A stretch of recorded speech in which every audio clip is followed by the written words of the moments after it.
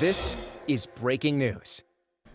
Happening right now, the NYPD is holding a briefing regarding a police officer shot on Staten Island. Let's go to it.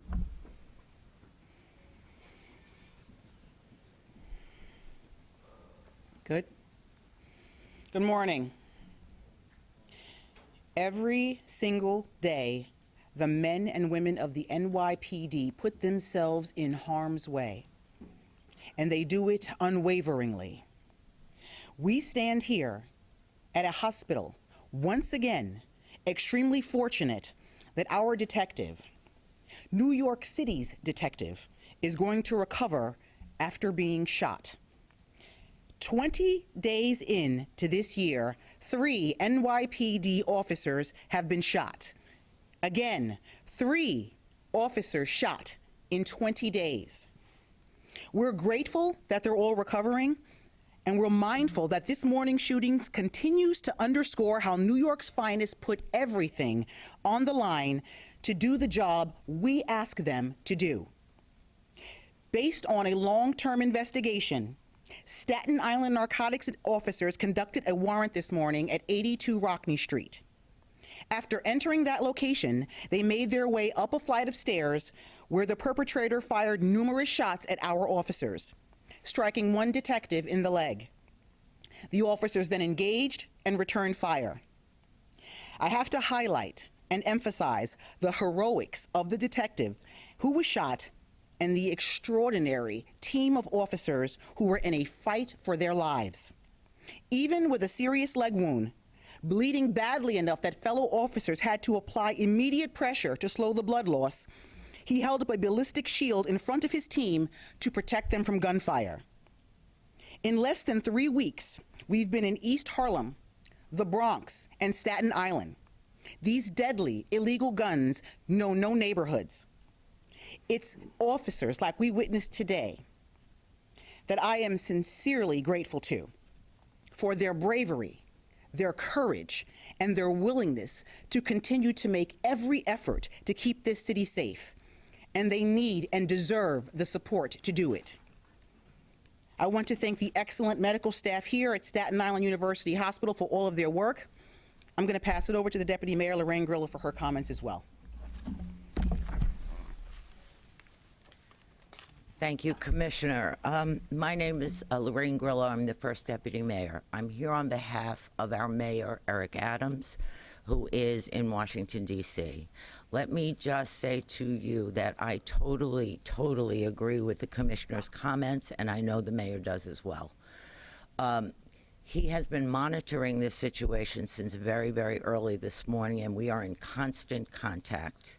He asked that I come here, and I'm so happy I did get an opportunity to meet this brave officer, this brave detective, and his family, and offer him and his family the support of this city, because he risked his life for all of us. Now we have to support him. So I'm going to turn this over to Chief Essig. Are you with me?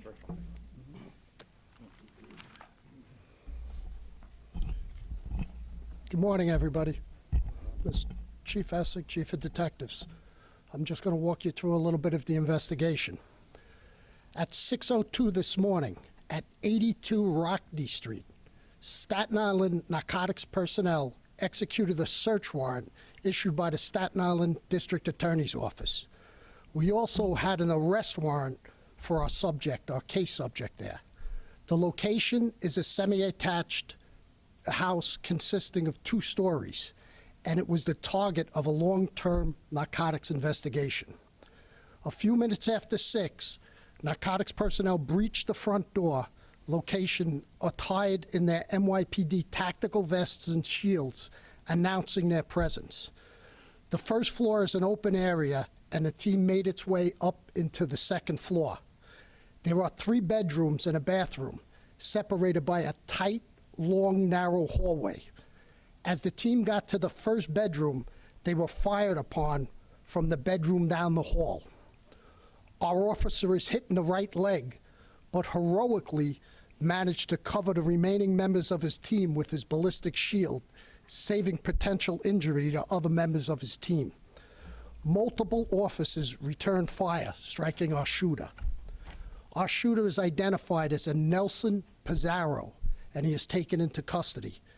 He's a male, 39 years old. A 9mm Beretta handgun is recovered on the scene. At this point, it is not reported stolen, but further investigation into that gun is ongoing. He was shot in the right inner leg. He has 7 priors in New York State, 2 outside of New York State. He has a gun arrest in Massachusetts in '01 and a larceny in Connecticut. Within New York State, he has an aggravated license, criminal possession of a controlled substance, a reckless endangerment. When he's in prison, he brought in some prison contraband, another criminal possession of controlled substance, and a weapons possession. Also taken into custody was the case subject, whom we had the arrest warrant on for sale of controlled substance. He is an Anthony Marshall, male, 40 years old. He has 4 prior arrests in New York.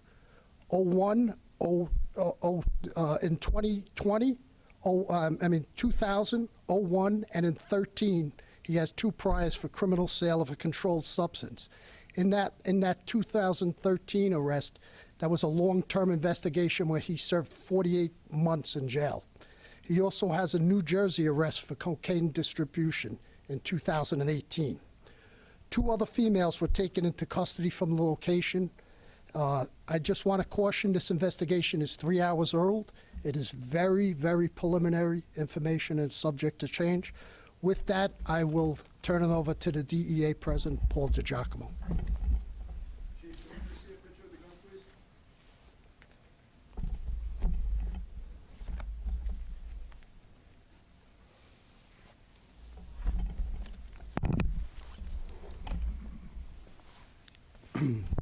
Good morning. My name is Paul DiGiacomo, President of the Detectives Endowment Association. We've been saying this for 2 years now, that there are too many guns on the street. The NYPD has made over 8,500 gun arrests, and we walk past hundreds of guns a day. Hundreds of guns a day. And because there are so many guns on the street, and the policies that are in place with bail reform are not working, the people of this city are unsafe. And I'm calling on the governor, the Senate leader, and the Assembly leader to fix the laws that they broke to keep the people of this city safe. We have 2 police officers that were shot and 1 detective in the last 20 days. We have an 11-month-old child struck by a stray bullet, and multiple shootings throughout the whole city of New York. What else does it take to change the laws that you broke? They need to be fixed. And a message to our criminal element out there: if you're carrying a gun and you use that gun against a New York City police officer or a detective, we will find you. Thank you.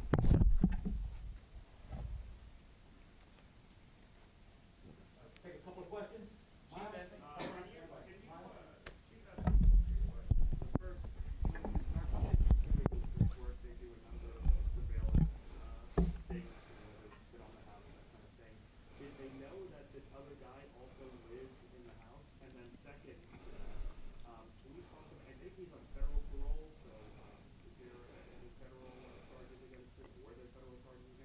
No, the first question, our shooter, Nelson Pizarro.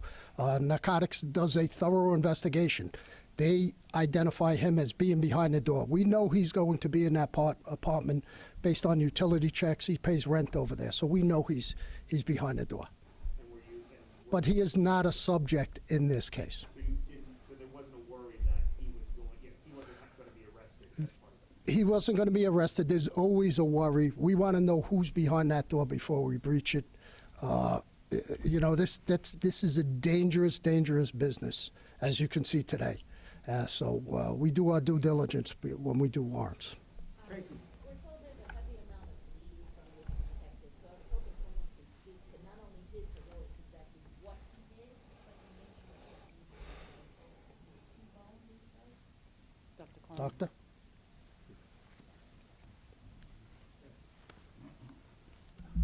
Our detective sustained a gunshot wound to the lower leg in a small compartment area that is populated by large vessels and nerves. This is possibly a career-ending injury and certainly a life-threatening injury. There's no such thing as a simple gunshot wound. The officer will be going to the OR because of some complications that have set in, and we're all praying for his recovery, and we expect that he will make a full recovery.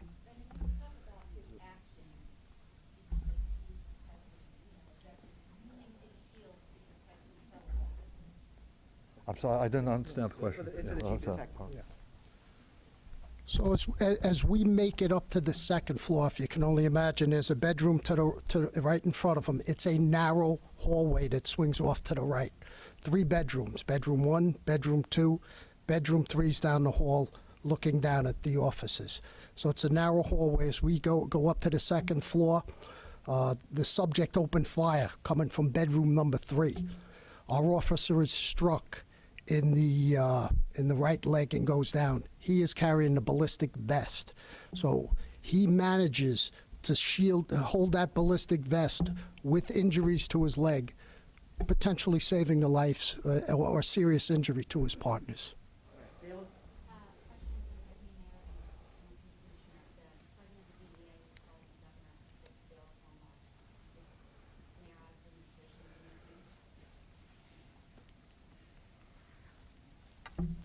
You know, at this time, I really can't speak to that in terms of the mayor's feeling about that, but I know he has been looking at that for quite some time. So the next time you see him, you could certainly ask him that question.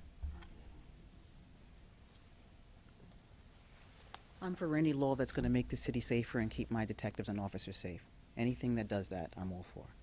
Derek, I just have a question for Chief Essig, I think, just about the calculation that these officers make when they go into a house where they know there's going to be dangerous people inside. What is the calculation? Well, narcotics work is dangerous. You know, drug dealers known to have guns, known to be behind the guns. We do this on a daily basis, and we do it very well. We're the best in the business of it. These officers are heroic. They're getting it up in the early morning, going to execute a search warrant where we're trying to protect the community from a dangerous person in here. We've done long-term investigations. We hit that door. We do everything safety. We have our ballistic vests on. We have our heavy vests on. It is dangerous work, but that's why we're police officers. That's why these men and women do this every day out there, and courageously. And may I add, with great restraint all the time. Rocco Daly, Chief Essig, describe the relationship between Pizarro and Marshall, and can you better describe the drug ring that they're part of? Major dealers or Well, I mean, in the past, he's got some drug history. They both have drug history. Again, Pizarro's not part of this investigation. They live in the same apartment, but he's not part of this investigation. You know, they aren't selling minor drugs out there. They're selling what we call A2 felony weight, which is over 4 ounces of cocaine and crack. So they're not nickel and dime players out there. They're dealing major weight. In the past, they've had distribution drug collars. They've been part, or at least a subject in this, Marshall, has been part of a major investigation in 2013 where he served 48 months. Have they been out there, residents on the block, saying those two, they've been living there between a year and 2 years, and they talk about constantly people in and out of double bed. Is that the length of the investigation? I'm not going to get into the investigation. We take complaints from community. We do self-initiated kites on self-initiated investigations on locations, and that's why we have our narcotics personnel out there to take drug dealers off the street. Joseph, Staten Island? Yeah, you mentioned that officers fired back at the individual who was shot. Is it clear how many shots were fired at and by officers at this point? No, there's an active crime scene going right now. Again, I cautioned you, it's 3 hours or so old. Crime scene's out there, and that's part of our ongoing investigation. The DEA president, you mentioned bail reform and what it's going to take. Is there any reason to believe that that the bail reform laws allow these two to be